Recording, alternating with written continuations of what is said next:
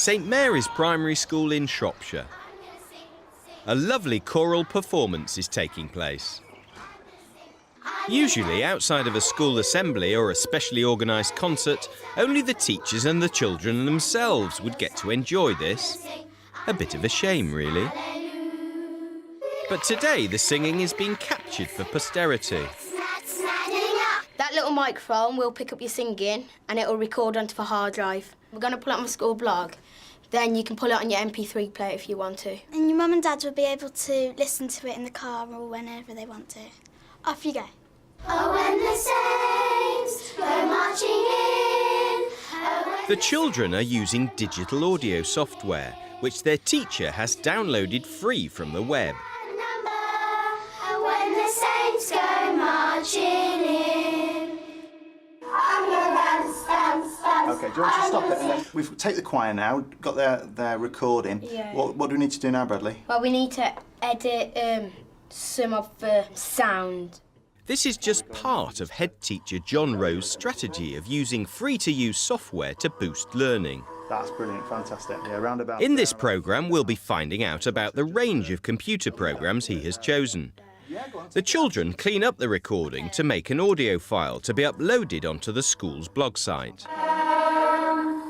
Oh, fantastic. Next job is to export it as an MP3. OK, then. Software like this helps develop children's podcasting skills and provides digital media that children, friends and relatives can share outside of school.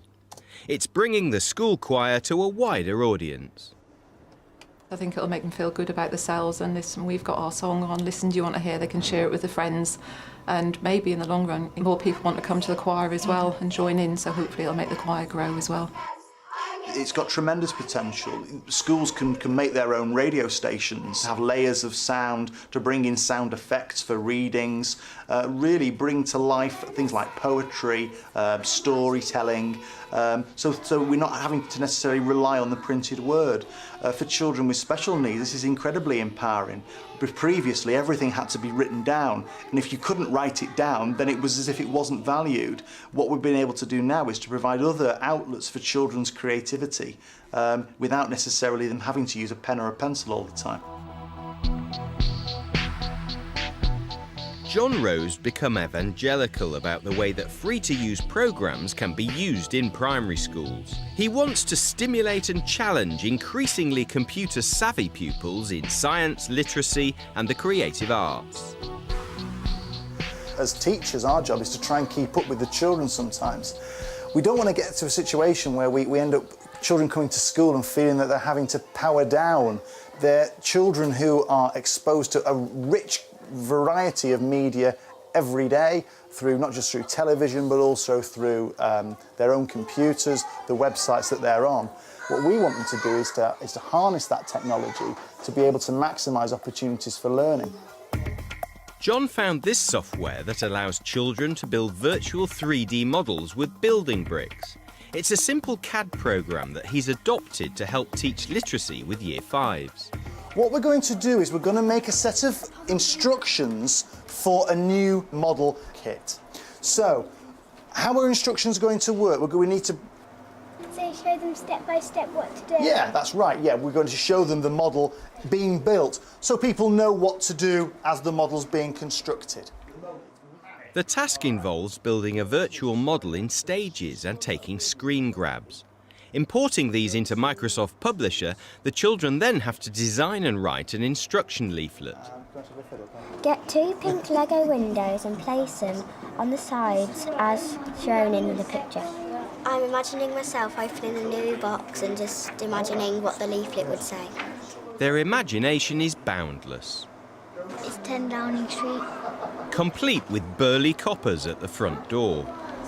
So it's my first time going on it. Well, I've done the steps of how to make a shop. It's not really like a lesson. It's like you're just playing around with it. You're kind of working it at the same time. And I'm blown away with the results. They've been totally engaged, producing instructional writing in a way that they wouldn't necessarily have been if we'd have pitched an instructional writing lesson in another way.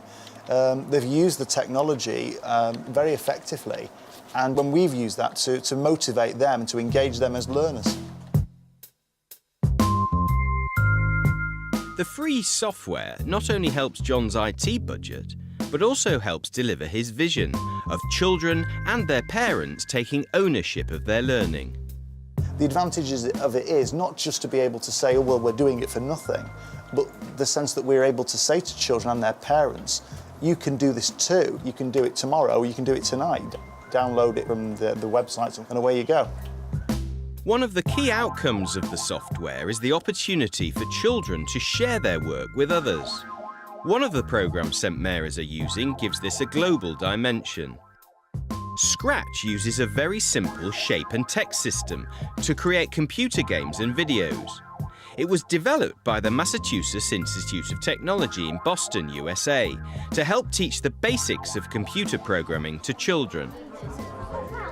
I've got to help the dog get to the end of the maze so he can collect his prize. And it follows the mouse pointer. But if you touch the red, it goes back to the beginning and you have to start again. The games can be uploaded onto the Scratch website for children all over the world to share and comment on. We linked up live on the web with MIT's Mitch Resnick. Most programming languages don't come with a website bundled in, but we from the beginning knew we had to think about community, very much in the spirit of Web 2.0. We want to make sure the kids, as they were creating things, they were doing it as part of a community where they could share their projects and learn from one another's projects. John Row's using Scratch to encourage collaborations between year groups. Year 6 children design their games and call in reception pupils to test them. Yeah, you did it again. The older children use the younger ones as software development consultants. So, what do you think we should do? Do you think we should have bigger packs? Smaller packs? Smaller packs. Right. It's much more powerful than me giving them the suggestions that try to shirk my responsibility, but it's so much more powerful for those to come from the audience themselves and provide a real context for children's own learning. Peer-to-peer feedback is something that St Mary's are exploiting both in and out of the classroom. Web 2 technology has led to schools developing their own blog sites, and John is passionate about exploiting these innovations to add value to the feedback that children receive. The problem about classroom walls is it's very restricted to 2D work, whether it's pieces of writing or pictures. One of the things which the use of Web 2 technologies provides us with is being able to put things like animations and video on there. Monkey Jam is another free-to-use program used at St Mary's. It's a stop-frame animation package that the children use to make short films using a cheap webcam. It's helping them develop storytelling and an awareness of narrative, as well as becoming budding movie directors. There's these knights and they're walking down this hill and then this tissue comes over them and they've landed in another world, but I have to slow it down. I'm trying to plan the story, but we're changing. We like to change some of it. It's the story of a blue tech who wants to see what will happen if he falls off the top of a computer and then just goes splat. Pupils can download Monkey Jam and work on their animation projects at home. From a filmmaking point of view, this is really ambitious stuff being produced by a 10-year-old at home for fun. Kate T, who is an Australian teacher, that mentioned we want to make our own movies too, and we might do some clay animations and Lego with an ancient Egyptian theme. So it's not my work that's being used as the vehicle for good practice, but it's the children's work, and other teachers are looking at them thinking, hey, I could do that in the classroom. To minimise any risks, John makes sure that all the children are aware of and fully understand the school's blogging safety guidelines.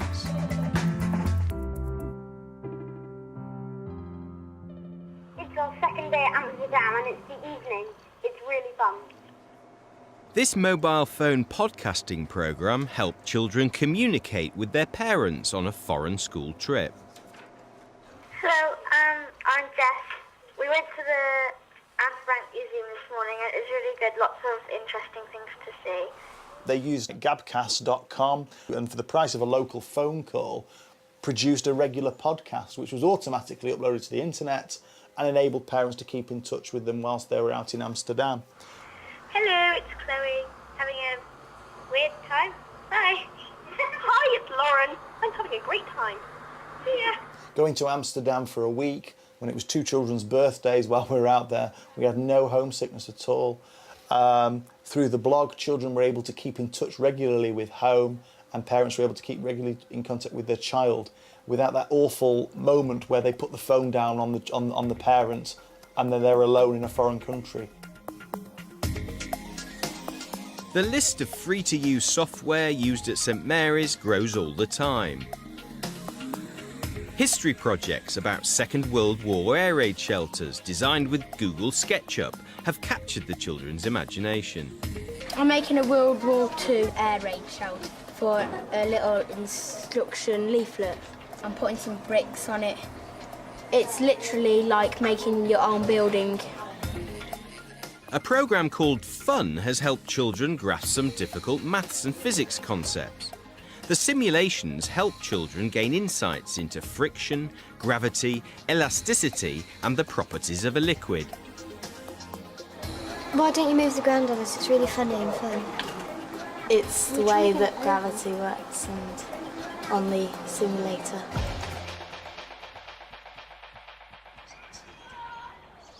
The work done at St Mary's Primary has impressed Shropshire Council's ICT advisors. John Row's approach is seen as a great example to other heads in the county. Some people might say maverick, some people might say groundbreaking.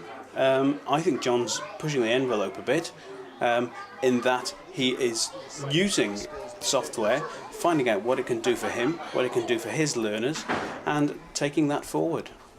Sometimes you'll find that schools and heads don't actually have the confidence to take on this software or this approach even, but if they just see what John's doing and how easily it can be done, then perhaps in a smaller way they can actually use open source or free software and just see where it takes them. It's not the software that's important, it's what you do with it. It's the learning opportunities that it gives and the learning objectives that it lets you attain. Liberating learning right across the curriculum using digital technology at home and at school. This is at the heart of John Row's approach. He wants children to feel inspired and energised. One of the most exciting things is when you know children have gone home and they've downloaded the software and had a go at it for themselves, and when they've said, I showed my mum and dad this, then you know that you've cracked it. They're not having to power down. In fact, they're choosing, rather than to go on the Game Boy or go on the PlayStation or what have you, to actually continue working outside school. Work doesn't have to be boring. It doesn't have to feel like hard work for it to be meaningful and valuable.